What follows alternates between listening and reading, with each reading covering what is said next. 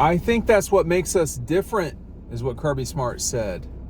We really do a thorough job of evaluating. And I think this video is going to talk about what separates Georgia from its peers in the SEC and probably in college football, generally speaking. Here's the full quote from Kirby on ESPN with Chris Lowe. He says, I think that's what makes us different, talking about finding the right kind of recruits who thrive in competition. By the way, if you're not thriving in competition, you're not the right recruit. Doesn't matter where you're playing.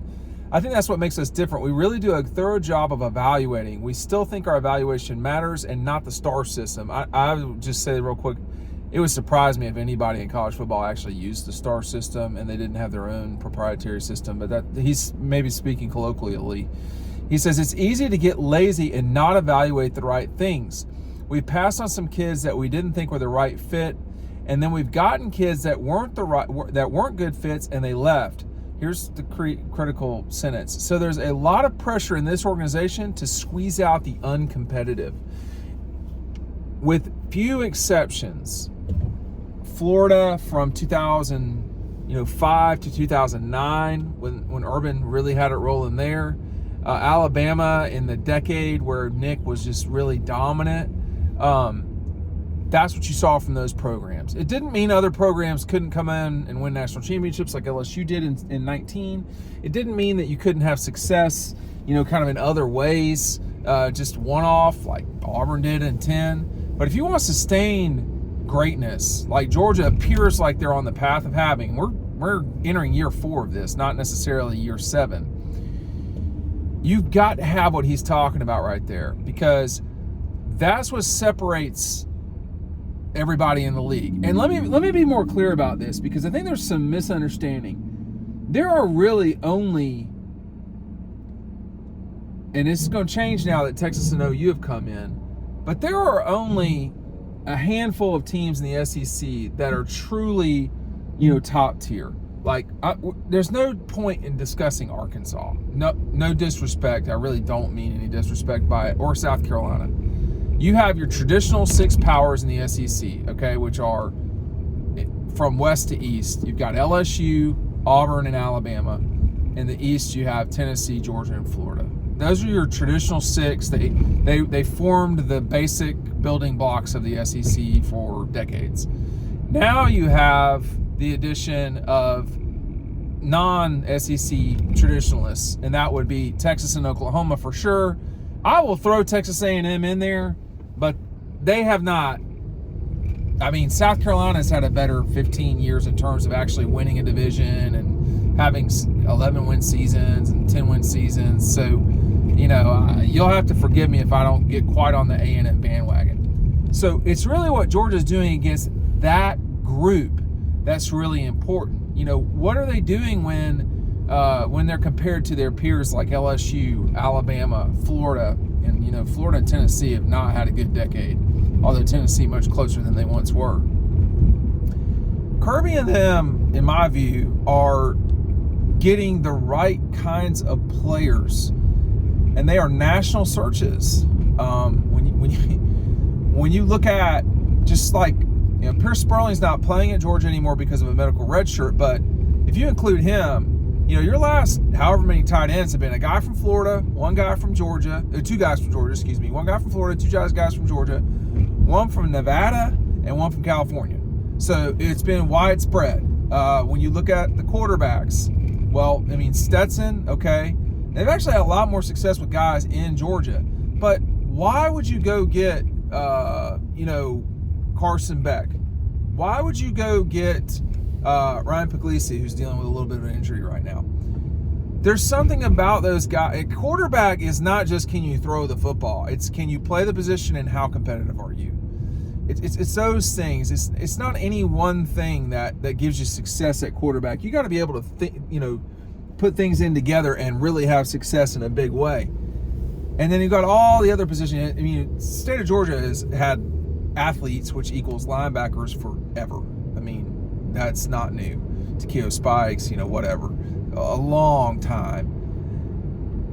But they're getting guys who are the right teammate the right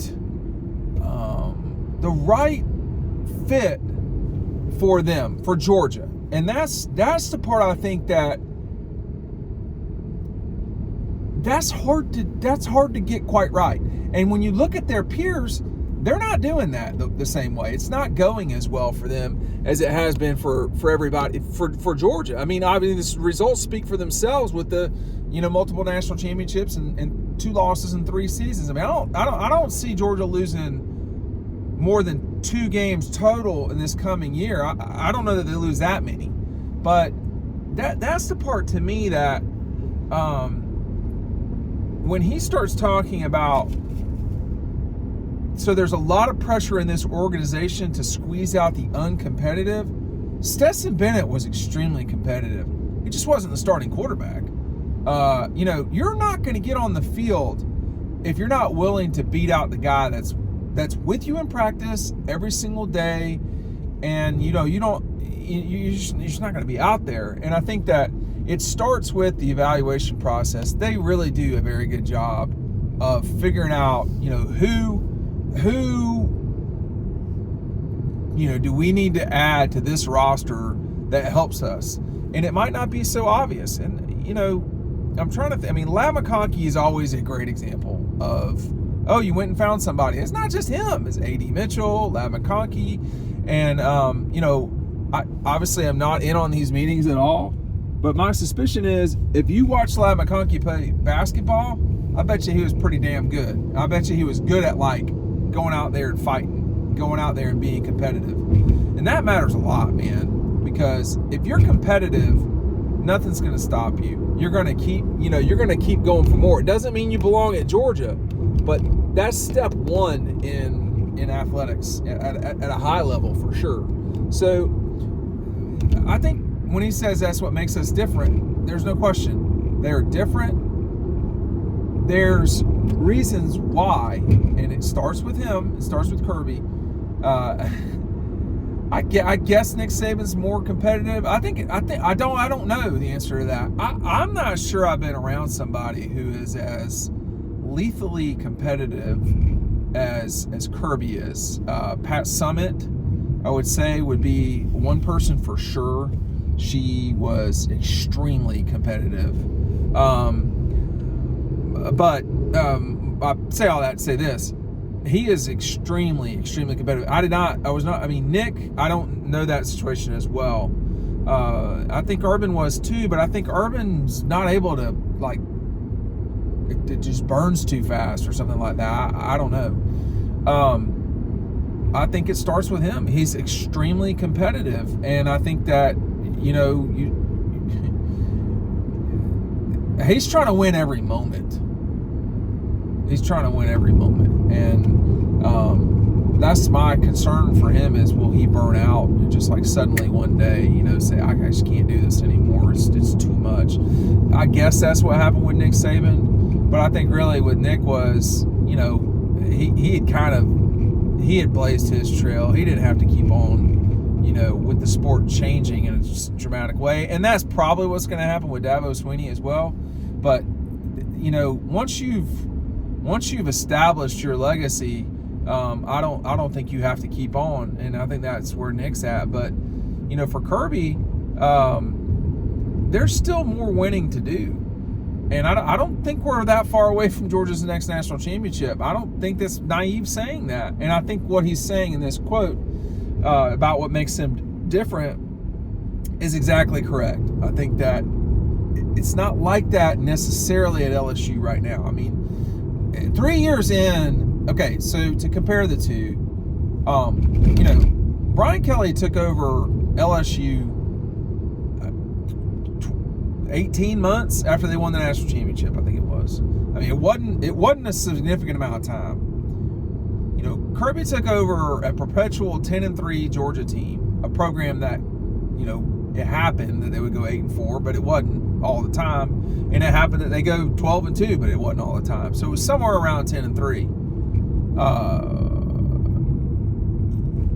Brian Kelly took over a national championship program, and it was all there. Well, we're in year 3 for him, and there's going to be a lot of pressure for him to get something going again.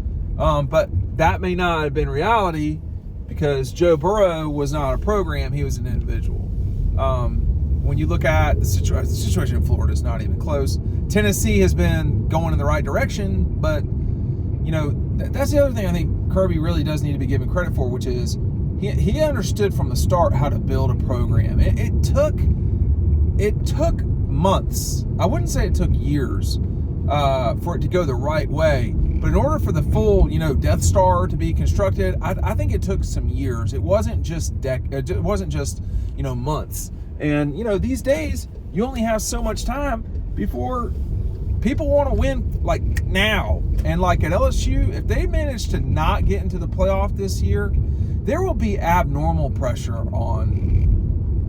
I think they will get in, but there will be abnormal pressure on Brian Kelly if they don't get into the playoff this year in 25. There will be abnormal pressure.